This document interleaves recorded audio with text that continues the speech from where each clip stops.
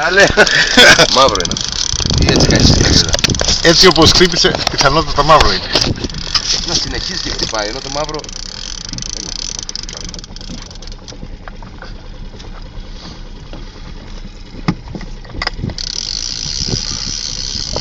Κάτι που είναι. Άτσα, ακόμα είναι μακριά, αριστερά του.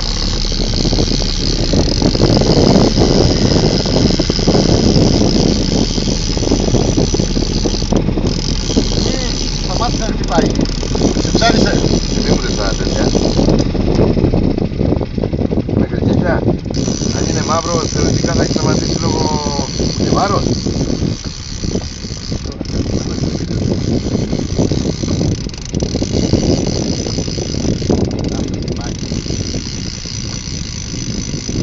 Πάρε δεξιά τώρα, ξέρεις να μας αγγίξει. Δεξιά. Ξέρεις αυτό για να το πατώσω εκεί.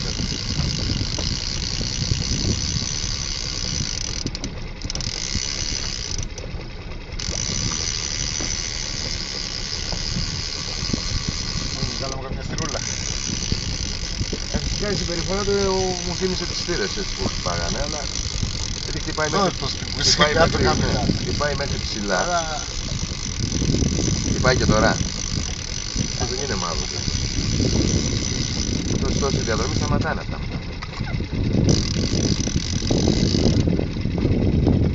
Πάρε δεξιά, αριστερά.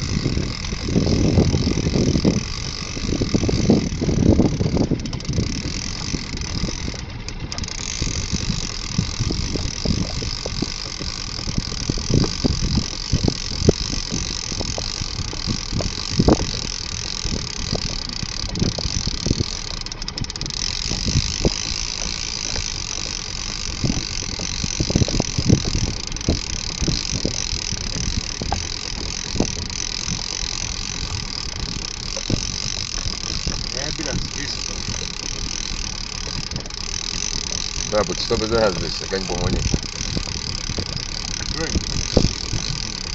Για να δούμε. Ποτέ δεν ξέρεις.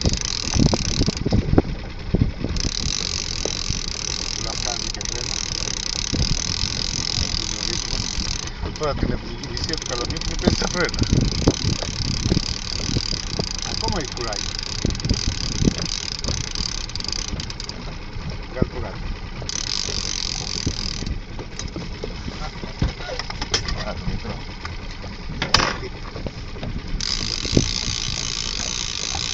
Δεν θα καρφώσω εγώ, δεν θα καρφώσω.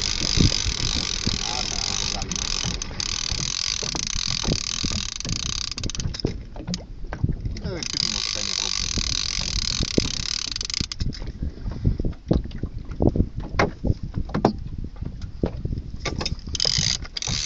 Αυτό και γυαλίζει.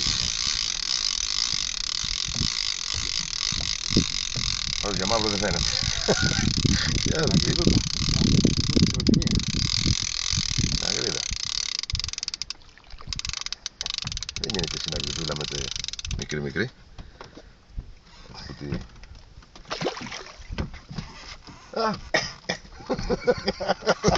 Συναγριδούλα είπες. Της άρεσε το καλαμάρι. Έκανα τριάρι. Έτσι θα είναι. Έτσι την είχε αρπάξει και το άλλο από κάτω, μόνο από εδώ. Η προηγούμενη που έβγαλε. Καλή δεν είναι? Ωραία, ωραία. Μας είπαν οι γυναίκες. Στην κάμερα. Ωραίος.